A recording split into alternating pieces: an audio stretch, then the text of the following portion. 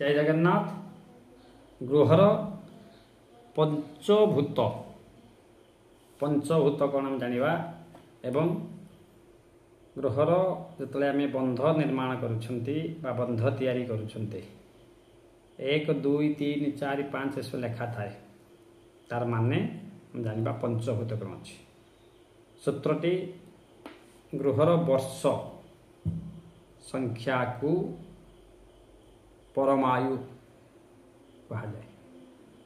गृहर वर्ष संख्या परमायु जहाँ हेब ताहाकू 5 द्वारा भाग कर भाग शेष जेते संख्या रहिब ताहाकू पृथ्वी आदि करिब पंचभूत बोली जानिब। पंचभूत कौन? पृथ्वी, जल, तेज, वायु, आकाश हूँ पंचभूत।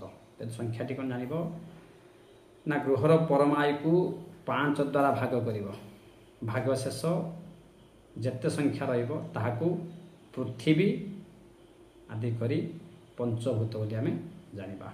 जदि 1 रहिला ताहले पृथ्वी तेज, 2 रहिले जलभूत, यदि 3 रहिला तेजभूत, 4 रहिले वायुभूत, यदि 5 रहिला आकाशभूत।